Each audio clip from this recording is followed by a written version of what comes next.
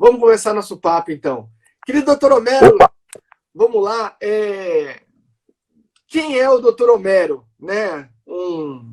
Doutor Homero é um professor. Como é que entrou na área do direito? O senhor pode se apresentar para nós aí, para que todo mundo saiba exatamente o que o senhor... Quem é o senhor? Vamos sim.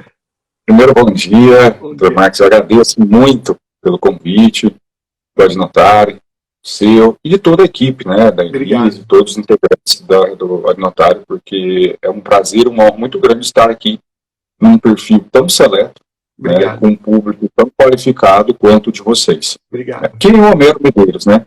Eu sou professor e defensor público há 13 anos. Ele tem uns diazinhos de estradas aí na Defensoria Pública, e com uma atuação muito focada na área do direito privado, né? Okay. Por mais que eu seja defensor público, né, as pessoas, não, defensor público atua na área criminal, execução penal, a primeira coisa que vem à cabeça, né? Existe um preconceito formado com relação à atuação da Defensoria Pública. Verdade. E não, eu tenho alguns anos, fui coordenador do Núcleo de Defesa do Consumidor até o ano passado, e este último ano assumi a primeira Subdefensoria Geral do Estado aqui de Mato Grosso do Sul. Tá. Então, a gente tem uma experiência na área de direito contratual, em especial na contratual bancária, que é a área que eu gosto muito, né, de estudar, de dar aula, que é a advocacia bancária, direito bancário em geral. E falar de contratos bancários, para mim, é um prazer, né? Na verdade, não é um peso. Doutor Homero, o senhor tem um curso também, não tem? Um curso sobre contratos bancários? Temos, sim. Isso é um curso voltado a profissionais do direito, tá. Advogados, bacharéis, a prática da advocacia bancária, focado para o exercício da advocacia. Nós temos alunos que estão cursando ainda a graduação, temos aqueles que estão já formados. Mas o curso ele vem desde o básico e vai evoluindo ali até chegar na parte de peticionamento, prática no curso do processo, que às vezes a gente tem algumas deficiências na formação, principalmente nesta cadeira do direito, que é o direito bancário. Normalmente é uma matéria optativa, né, doutor Marcos? Sim. Bancário, e quando tem como optativa. E o doutor Homero...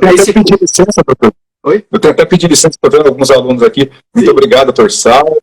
Obrigado por estar aqui conosco também. E todos que estão nos assistindo aqui. Dispara o aviãozinho que está aqui embaixo. Ó. Aproveita que está aqui. Vamos acordar bem terça-feira. Nosso feriado aqui foi feriado ontem. Foi feriado aí? Coisa boa. Esse curso que o senhor ministra é junto com alguma universidade ou é um curso particular do senhor?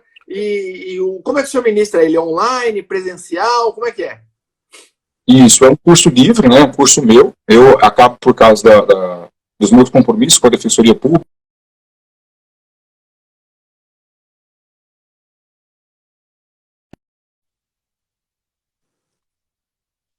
Entendi. Não, tô te ouvindo bem. Então, eu não consigo ficar refém dos horários, então eu tenho que me organizar. Então, eu optei por fazer o curso próprio, com certificado, né? Certificação. Voltamos, doutor Homero. Uma pergunta, eu acho que importante para quem hoje está lidando com a questão de contratos bancários. Qual é o objeto de estudo, né? O que o senhor ensina nesse curso de direito bancário? Qual que é o interesse, o objeto realmente de estudo desse direito bancário? Por favor. Ótimo. O estudo do direito bancário como um todo, não só do nosso curso, doutor Marcos, é importante compreender isso. Ele é multidisciplinar. Eu não tenho como falar direito bancário estanque.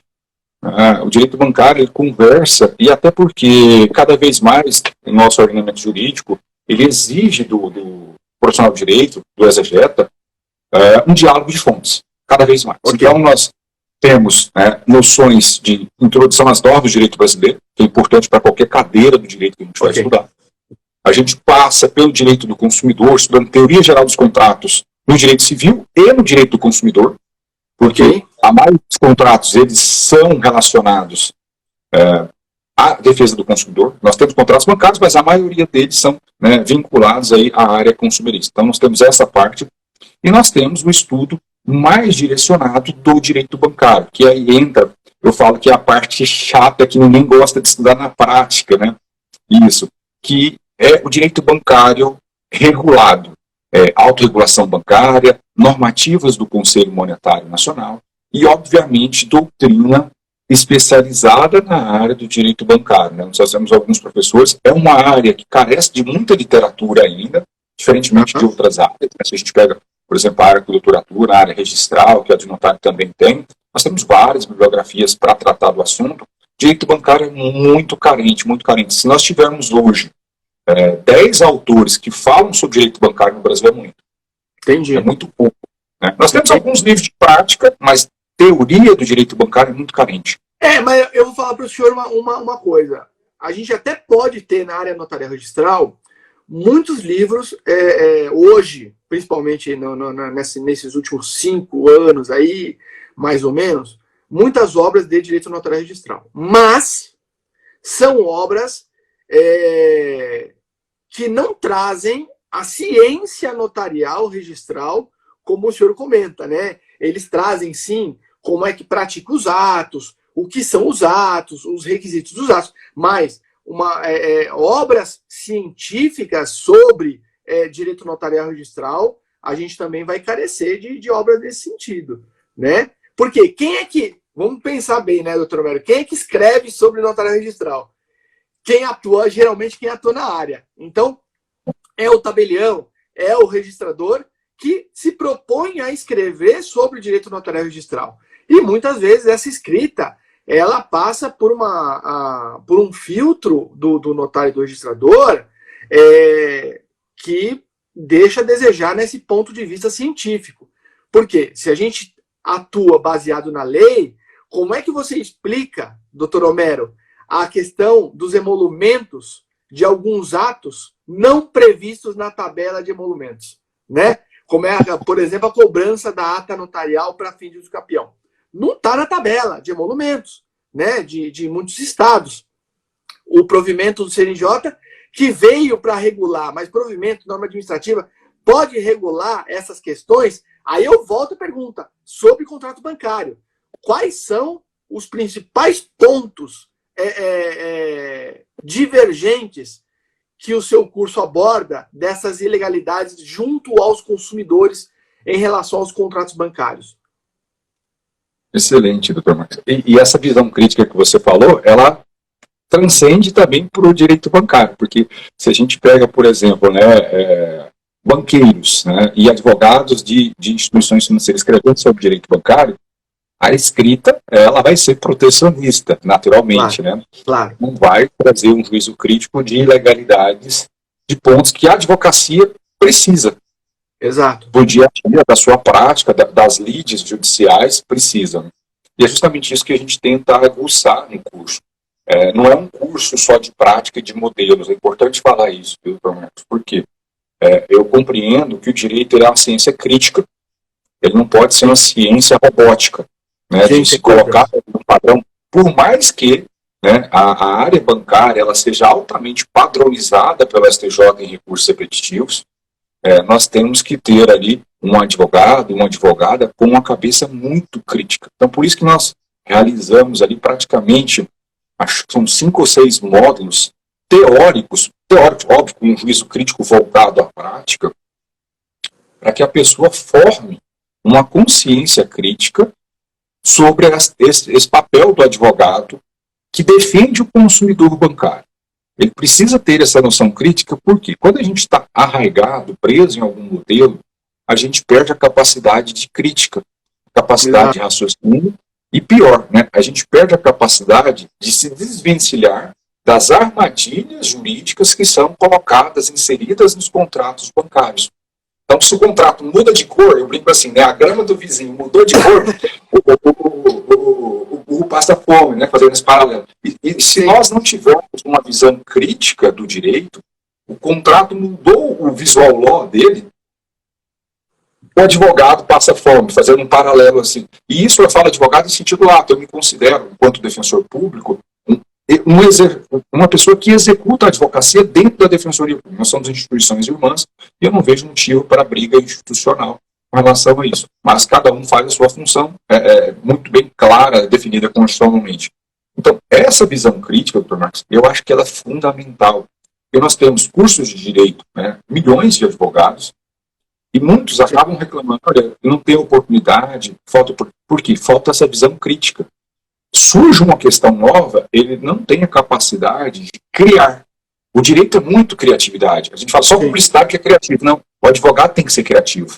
Então a gente tenta despertar isso nos alunos. Doutor Homero, quais são os principais contratos que geralmente dão problema? Né? Porque a gente sabe que o banco ele trabalha com aquele princípio do SPP, se pegar, pegou. Né? Então, assim, tem alguns contratos, quais são os principais que dão problema, que o advogado ele tem que saber trabalhar? Falou assim, esse aqui sempre vai dar problema. Excelente. Hoje, né, se a gente pegar, nós temos eu falo, corrida do ouro. Desde a pandemia nós passamos por esse momento, ela silenciou e ela voltou agora com a MP 1106, que aumentou a margem do crédito consignado para beneficiários do INSS, aposentados e pensionistas, e mais grave ainda, para beneficiários do BPC, também ali foi incluída a possibilidade de fazer empréstimos e financiamentos. Então, quando eu falo do crédito consignado hoje, o servidor público e os beneficiários do INSS, eles estão entupidos, endividados e uma boa parte super endividados em decorrência do crédito consignado. E aí nós temos um produtinho ali que é um veneno para o ser humano, né, que é o cartão de crédito consignado, em especial a modalidade do saque do cartão de crédito consignado. É raro hoje você pegar um contra-cheque de um servidor público ou de um beneficiário do INSS que não tenha a chamada RMC, Reserva de Margem Consignada. As instituições financeiras, por meio de seus correspondentes bancários, que são, em boa parte, compostas de pessoas irresponsáveis, fazem créditos, renovações de crédito, sem a devida solicitação do consumidor, ou enganam o consumidor a contratar um saque acreditando que aquilo ali seria um empréstimo. E aí nunca quita, ele continua pagando todo mês o valor aparentemente abaixo. Sim. Ele vai pagando todo mês, porque a margem consignada ali é 5% na sua grande maioria. Alguns estados, de modos pontuais, é 10% a margem para cartão. E ele vai descontando. Quando ele acorda para a situação, ele já pagou 36, 40, 60 meses. E o que ele pagou já quitou o valor, só que ele deve ainda o tanto que está lá. Então, vamos supor que ele está pagando R$300 mês de RMC. Ele pagou 36 meses. E se ele pegou 2, 3 mil reais só de saque? Quando ele vai olhar o saldo devedor desse cartão, está mais 3, 4 mil ainda. Então, ele pagou a dívida e ainda está devendo mais do que ele já pagou. É algo que nunca tem fim, é algo absurdo. Então, esse é um produto que tem muitos problemas, que tem muito espaço para a advocacia. E o outro, né, que a gente tem, e até pode ilustrar para o público, são os contratos com as empresas dos créditos para negativados. Né? A gente tem aí algumas instituições que trabalham com esse tipo de público e as taxas de juros são altamente abusivas. Normalmente essas instituições financeiras, elas trabalham com taxa mensal acima de 18%. Quando não trabalham com 22%, 23%, até 24% ao mês. E essas instituições, uma delas, não vou nem citar nome, uma delas, segundo a última estatística do Bacen, tem 3 milhões e 500 mil clientes. Nossa. Se ela tem 3 milhões de clientes, eu falo que cliente bancário, ele não é um cliente de um contrato só, né? Ele é um cliente de múltiplos contratos. É o normal, porque o banco fica assediando ali o consumidor a fazer novos empréstimos, por mais que seja vedado pela legislação do superendividamento hoje. E ele fica assediando, então ele tem vários. Então, se a gente multiplicar por 2, nós teremos ali, no mínimo, 7 milhões de contratos rodando no mercado brasileiro. Quantas dessas, né, situações estão no judiciário? Pouquíssima. Pouquíssima. Então, tem um espaço gigantesco de atuação. Doutor Homero, e os contratos bancários imobiliários, que vão lá para o registro de imóveis? Dão muito problema? Quais são os pontos principais que o sujeito tem que ter atenção? Trazendo um pouquinho esse tema para a área notarial registral. Olha, na parte do contrato imobiliário, né, a gente precisa primeiro fazer uma distinção, porque tem muita gente querendo se passar por instituição financeira, né?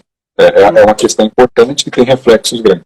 Eu costumo fazer a seguinte diferença: nós temos o financiamento imobiliário, propriamente dito, que é de fato a instituição concede um crédito para você adquirir ali um imóvel de modo financiado. Ok. Normalmente isso com a constituição da garantia mediante alienação fiduciária. Hoje tem diminuído muito a figura da hipoteca. Sim. Mas ainda existe. Mas de outro lado, nós temos um outro nicho, que são as construtoras, incorporadoras e loteadoras, que querem ser instituição financeira, não são, e elas praticam não um financiamento imobiliário, mas sim uma compra e venda a prazo. E assim, não precisa nem estudar a legislação bancária para entender essa diferença prática. Por quê? O banco te vende o imóvel? Não, ele não te vende o imóvel. Você compra de um terceiro, ele te dá o dinheiro para comprar o imóvel. Agora, sim, a construtora, incorporadora, loteadora, ela te vende o imóvel. Te vende como? A prazo. Então, essa é uma diferença primeira. Então, esse segundo grupo que eu falei é altamente problemático.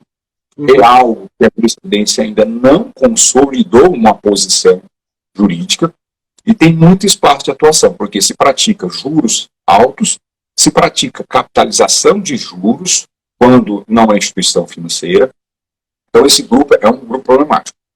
E tem muito espaço de atuação para os advogados, até porque se a gente olhar o Brasil e o cenário de registro de imóveis, por exemplo, a gente tem empreendimentos sendo construídos todos os dias. Todos os dias nós temos lançamentos imobiliários, todos os dias. Né? E essa questão da capitalização de juros, doutor Homero, as instituições financeiras podem capitalizar juros. Podem, isso. Aí a gente ia falar isso. Agora vamos falar uma particularidade com relação ao contrato imobiliário. Quando a gente fala pode capitalizar juros, a gente tem que falar em sentido lá. Pode, pode. Mas no financiamento imobiliário nós temos que ter um corte. Quando a gente fala de financiamento imobiliário, até a lei Minha Casa Minha Vida, a lei 11.977 de 2009, não era permitida a capitalização mensal de juros. A capitalização era permitida em todo o contrato de financiamento, inclusive o de direito privado. Por quê? O que não pode é a periodicidade dela. Quando a gente pega o artigo 591 do Código Civil, ele fala que a capitalização anual de juros é permitida. Agora, periodicidade inferior, só instituições financeiras que são conceituadas nos artigos 17 e 18 da Lei 4595. Então, levando para o lado do financiamento imobiliário que o senhor perguntou. Contratos de financiamento imobiliário. Até 2009, não poderia ter capitalização com periodicidade inferior a anual. Pós 2009, a 11.977 passou a possibilitar essa cobrança. Então, se eu tenho um contrato antes de 2009, imobiliário, que eu tenho capitalização mensal, e aí leia-se tabela price, também tem muitos contratos pautados nela, tá, não poderia fazer a capitalização mensal de juros. Eu posso entrar com a revisional. Nesse até caso, 2009. Até 2009. Isso. Até 2009. Ok. Contratos posteriores a 2009, a capitalização mensal pode, desde que esteja expressamente pactuada. Só que aí vem a tristeza, né, do advogado consumerista. O que é expressamente pactuada à luz do STJ? Basta ter a taxa mensal e ter uma taxa anual, que é a multiplicação da taxa mensal por 12, e aí quando eu comparo com o anual, ser maior, é o chamado duodécuplo da taxa. Então, isso, né, na visão do STJ, é previsão expressa de capitalização mensal. O que é triste, né? Se a gente pega o Zezinho, a Maria, que mora no bairro, que fez o Minha Casa Minha Vida, faixa 1, ele vai saber que isso é capitalização? Claro que não. Né? Claro que não. Então, quantos milhões de contratos são feitos assim, né? Então, aí é que tá, doutor Homero. Nesse ponto, vamos lembrar, o Código de Defesa do Consumidor, ele visa a tutela do consentimento do consumidor, né? E o que é o consentimento? O consentimento é a consciência real do que ele está fazendo, né? Dos efeitos jurídicos do ato que está sendo praticado ali por aquela pessoa. É por isso, doutor Homero, que no meu livro sobre direito notarial registral, à luz do CDC, eu consegui, na verdade, eu tentei fazer uma comparação. Quais são os objetivos do serviço notarial registral? Tutelar a manifestação da vontade, instrumentalizar o direito a fim de promover a manutenção da paz social.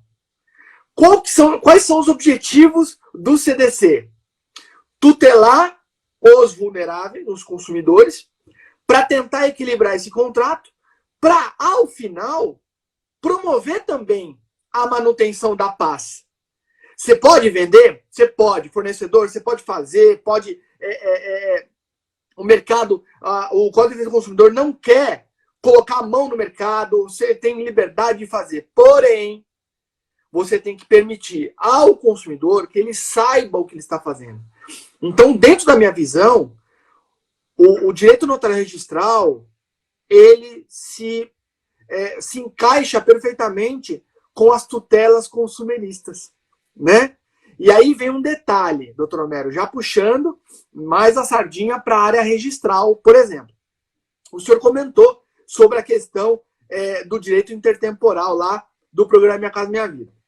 Vamos falar sobre esse assunto? Por exemplo, nos contratos bancários de alienação fiduciária, de financiamento, imobiliário, realizados antes daquela lei que alterou a 9.514, que é a lei 13765 de 2017, salvo engano, que houve ali, na minha visão, um retrocesso social. Por quê?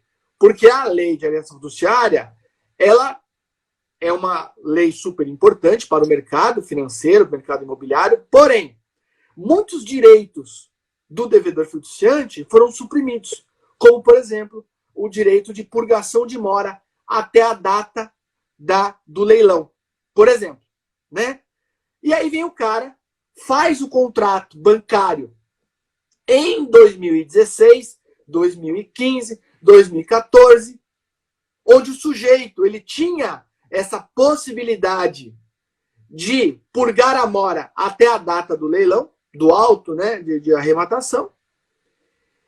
Só que ele fica inadimplente depois da lei. E isso, obrigado, doutora Doralice, 13465/2017.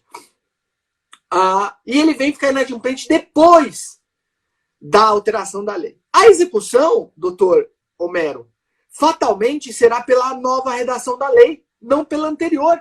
E como é que funciona isso? Os registros de imóveis não deviam controlar esse tipo de execução?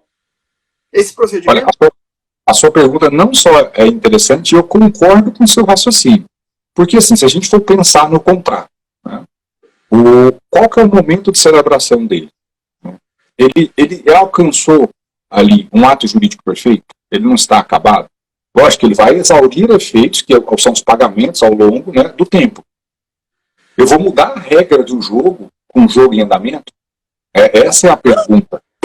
Essa é a pergunta, né? É aquela questão. Eu vou pegar uma pessoa que é vulnerável, que tem uma presunção legal de vulnerabilidade, no meio do jogo, eu vou dar uma facada nas costas dele, falando, olha, a história agora é outra, tá? Agora o jogo, né, a música, o baile, vai tocar esse ritmo e não esse outro que você convencionou lá atrás. Exato. Então, assim, é algo que, infelizmente, Marcos, eu fico preocupado demais com esse tipo de raciocínio. Né? Porque quando eu vou melhorar a situação do negócio jurídico, é uma coisa. Agora, quando eu vou colocar quem já é vulnerável numa posição de mais desvantagem, e aí vamos ferir, você fez um livro sobre, né, a luz do Código de Defesa do Consumidor, o artigo 47 do CDC, nós temos que interpretar o contrato consumerista de forma mais favorável ao consumidor, ao aderente, que ele é um contrato de adesão. Ele não teve a oportunidade de escolha das cláusulas. Normalmente não tem. Pelo menos eu não conheço ninguém que consiga discutir cláusulas de contrato de financiamento imobiliário. Né? O máximo ali que eu brinco na negociação é juros com o gerente, no máximo. E olhe lá ainda. Né? Então, é algo que eu penso que, por exemplo, a execução extrajudicial, que a gente chama, né, deveria seguir a lógica anterior. Mas vamos falar, não, aquilo ali são efeitos posteriores e devem ser aplicados, né, o que está regendo hoje. É algo realmente complicado, mas eu não vejo um bom sinal disso na jurisprudência. Não vejo, infelizmente. Eu, pessoalmente, defendo que não deveria aplicar. A pessoa poderia purgar na hora, todo o raciocínio ao tempo da formação do contrato. Porque nós teríamos CDC e LINDB. Nós estamos dentro de um ato jurídico perfeito, ali o contrato não está formalizado, perfeito, acabado. Ele está produzindo efeitos? Está produzindo efeitos. Mas esta situação, o descumprimento contratual já estava até pactuado, porque tem, normalmente, esses contratos, cláusulas para o caso de inadimplência. Eu estou modificando ali a consequência contratual que estava pactuada expressamente. Então, exato, eu entendo que deveria ser fixado o que está no contrato e não a inovação legislativa. Mas, né, como diz o outro, o exegeta é criativo. Então, porque, veja só, se pode se perguntar, mas o registro de imóveis, ele só tem a função de notificar o devedor fiduciante e ele não se mete mais no contrato, né? Mas aí vem a pergunta, o próprio oficial, ele faz a notificação, pode aplicar a hora certa, por exemplo, na nova legislação? Na nova legislação, sim. Na anterior, não. E eu tive um caso que o sujeito, ele foi notificado por hora certa, quando o contrato dele não previa a hora certa. Né? Então, que é uma presunção, né, que o sujeito está se ocultando. E aí, como é que funciona isso? Eu posso decretar a nulidade dessa notificação, voltar tudo, doutor Homero? Eu entendo que a jurisprudência, né, não minha visão pessoal, eu entendo que a jurisprudência, infelizmente, ela vai chancelar esse ato do cartório. Infelizmente, ele vai aplicar o raciocínio como se fosse o processo civil brasileiro, né? Os atos já praticados, ótimo, estão perfeitos e acabados, mas os atos futuros, né, eles seriam regidos pela nova legislação, como a gente passou pela transição recente com o Código de Processo Civil de 2015. Ele vai falar que ele seria um procedimento extrajudicial. Esse vai ser o raciocínio da jurisprudência. Mas eu não concordo, porque você surpreende o consumidor. Você está desconstruindo aquilo que foi pactuado entre as partes. A pactuação entre as partes, a inadimplência já está toda regida no contrato. Sim. Questão de prorrogação da mora, todos esses detalhes, normalmente, estão previstos de modo expresso no contrato. As consequências todas da mora estão ali. E eu estou alterando o contrato por força de uma lei posterior. É algo complicado do ponto de vista de ato jurídico perfeito. Então, assim, eu concordo com o seu raciocínio e até acho a responsabilidade do titular do cartório, ela é muito grande. Por quê? Por mais que ele receba ali o documento, faça a notificação, ele não pode aplicar um procedimento ilegal, porque senão ele está ferindo também a legislação. Claro. Então, ele deveria falar, né? Então, ele deveria, olha, aqui neste caso, eu não posso aplicar este rito, porque a legislação, ao tempo da formalização do contrato, era outra. É uma outra situação. E aí, se for o caso, no máximo, ele suscita uma dúvida. Ele vai lá, eu estou com dúvida nisso aqui, para padronizar já o entendimento naquele cartório, não ter problemas, porque eu sei que o tabelião militar também entra o cruz e a espada, porque o consumidor vai espetar ele de cá, e o fornecedor, se ele não fizer, vai espetar ele de cá. Então, o que ele precisa fazer? Suscitar dúvida. E aí vai para a corregedoria do tribunal, o tribunal fala, olha, é assim ou assado. E aí ele fica dentro de uma segurança jurídica para trabalhar. Mas ele pode e deve fazer essa recusa do ato, suscitando, fazendo um procedimento. O que não pode fazer, o que às vezes acontece, é falar, não vou fazer, de boca, né? Às vezes fala, não é assim que funciona. E aí não suscita dúvida. E a gente orienta, olha, você precisa exigir do titular do cartório o procedimento correto da legislação, porque suscita dúvida, você não vai fazer, não é simplesmente falar não. Não é assim que funciona. Não suscita dúvida e vai para a corregedoria. É assim que deveria fazer. Ou faz uma nota devolutiva, por caso, né? Explicando. O duro, doutor Homero, é que o que eu estou vendo na prática é que não há controle do registro de imóveis em relação a essa questão do direito intertemporal. Então, estão executando as alienações fiduciárias baseados nos requerimentos dos bancos, na nova redação da lei, né, ignorando o tempo do contrato, né, o ato jurídico perfeito. Essa é uma problemática muito bacana para a gente poder estudar numa próxima live, numa palestra, eu acho que para ter mais tempo para a gente poder estudar. Peço ao senhor que dê seu recado final, que a gente está acabando aqui o nosso tempo. Doutor, esse tema que você colocou é fantástico. E poucos advogados, né, o senhor tem uma visão diferenciada, por isso que eu falo da visão crítica do direito é importante, não é só pegar a lei, reler e reescrever, né? Exato. É muito fácil publicar obras assim, né? Pega o texto legal e aí só reescreve as palavras do legislador com o seu, né, vocabulário. Não é assim. Essa visão crítica do direito, ela é essencial hoje. E é isso que a gente sempre busca, né, trazer aos nossos alunos, porque realmente só assim que a gente vai conseguir amadurecer mais o nosso direito. E eu fiquei muito intrigado com isso, porque e se a gente pensar de outro lado, né? Se o advogado do consumidor, eu sei que às vezes o consumidor procura o advogado quando o leite já derramou. Essa aqui é a verdade, né? Quando já houve a consolidação da propriedade, o bem já foi a leilão, ele está tomando uma reintegração de posse ou uma reivindicatória, né? Dependendo do contexto ali. É aí que ele procura o advogado. Normalmente é assim, né? Não sei, doutor, atua. Nesse caso, vai ver que quando está lá o mandado de emissão na posse está na porta da casa dele, ele diz, doutor, eu preciso de uma ajuda aqui, é assim que funciona. Então, talvez, se a gente tivesse esse acompanhamento mais próximo, dentro do procedimento dos cartórios, seria importante, seria interessante até, talvez, aí fica para a gente fechar com uma provocação. Será que o procedimento de uma alienação de imóvel, de modo extrajudicial, a execução extrajudicial, na 9514, e até mesmo na hipotecária, doutor, será que, não é que é obrigatória a presença do advogado, mas será que não deveria constar da notificação ao devedor da importância de se constituir um advogado nesse procedimento? Será que não deveria esclarecer isso? Será que a gente não precisa amadurecer? Já que gosta-se muito de legislar sobre emolumentos, por que os tribunais, por meio das suas normas, não editam padronizações de notificação, exigindo a constância expressa ali na notificação? Olha, esse caso aqui, o senhor pode perder o imóvel, então é importante procurar um profissional do direito, um advogado, ou defensor público, caso o senhor não tenha condições de contratar um advogado, para um melhor aconselhamento do caso. Porque se a gente vai com uma ação judicial, se fosse, por exemplo, uma execução judicial, ele teria um advogado. Por que no extrajudicial, que é muito mais rápido, a tomada do imóvel é muito mais abrupta, por que a gente não tem esse outro mecanismo de defesa do consumidor?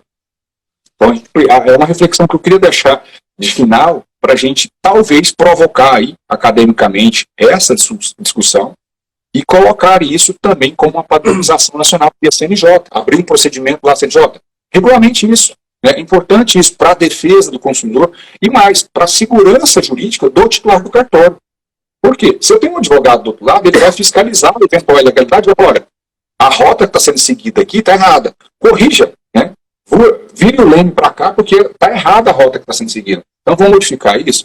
Eu acho que a gente precisa amadurecer. O advogado é essencial, né? A função jurisdicional e extrajudicial. Porque eu falo assim, a função jurisdicional que é lida à luz da Constituição ali, é só o judiciário. Muita gente faz essa leitura estanque. Não é. Tudo aquilo que envolve direitos, a gente precisa ter a participação de um advogado, porque senão a gente corre o risco de violação de direitos.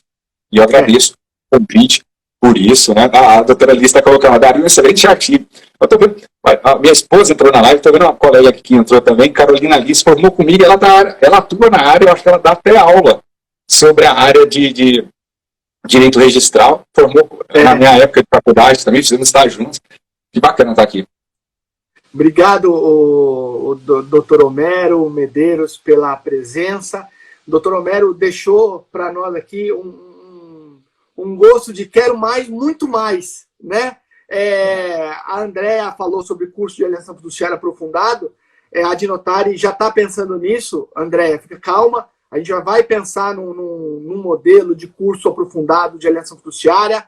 Vamos ver se a gente consegue trazer o doutor Homero para compor o corpo docente desse curso aí. E o senhor fez uma provocação muito interessante para a Adnotari. Da Adnotari ser protagonista dessas mudanças, doutor Homero, junto ao CNJ. E tem um detalhe muito importante para a gente ressaltar. Quando pensamos na esfera extrajudicial, pensamos que o registrador e o notário farão o controle da legalidade. Essa é a função do notário registrador.